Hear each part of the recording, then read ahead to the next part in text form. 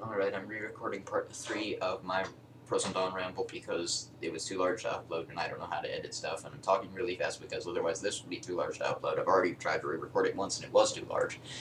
I'm sorry if I sound unenthusiastic, but I'm talking really fast and I'm tired and I don't feel good, and I just didn't want to leave it with part 1, 2, and 4 of the Ramble. I wanted to get part 3 re-recorded.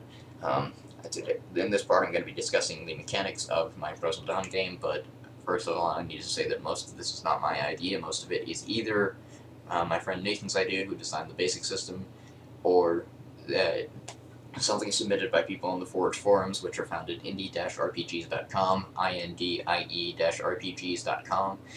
Go there if you're at all interested in indie RPGs, if you are at all interested in RPGs in general, if you're interested in RPG theory, if you have anything to contribute, if you have anything of your own to post, or want to comment on other people's stuff, or just want to see cool ideas, and you can go to the First Thoughts forum on that site and search for Frozen Dawn, and you'll find my thread, and you can comment on it if you have any feedback you want to give on this. Also, you can comment on this vid or any of the other Frozen Dawn vids, or on my channel, or you can PM me about it. Moving on to the actual mechanics.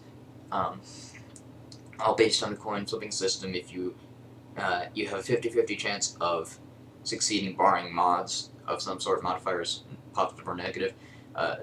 There's a player side. You flip a coin, you see if it's a success. Lands on the success side, great. If it lands on the fail side, you're screwed. I know that U.S. coins are slightly biased, but the only other way I could think to do a similar mechanic was to roll dice and have it be based on even and odd numbers, and that's used in the Ubiquity system, so I wanted to avoid copyrights. Skills and aspects I'm calling them traits now, so skills and traits are the two different kinds of things on your character sheet.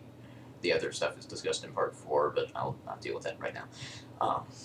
You get currently 3 skills, 2 feats, or two traits. I have to learn to call them traits, not feats.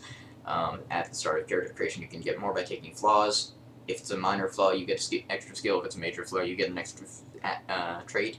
If it's a really major flaw, like maybe a missing limb or an eye or something, you get maybe both, maybe a mixture of the two of some sort, maybe multiples of one kind, like two extra skills, or maybe you get to choose between several options.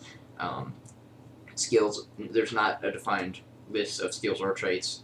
You can pick I like the idea of designing the system to fit the character, not the character to fit the system, so as long as your GM approves it, and skills only give +1 per invested point, and they're not an unfair advantage. Like if one guy has a handgun skill and you have a gun skill, then that's unfair because he gets +1 to only handguns, you get +1 to all guns.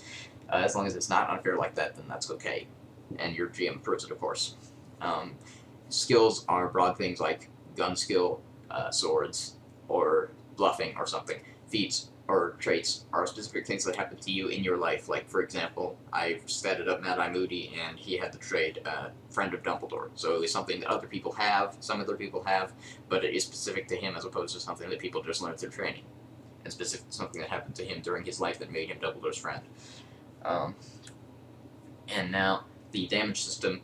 Damage dealt is based on every success you get equals 1 damage point. So if you have no ranks in something, you just get 1 damage point because you can only have 1 success. You don't have multiple die or coins in your pool. And some skills, of course, are trained only, like guns and stuff that the average dude on the street would not, or a girl on the street would not know. And then the health system.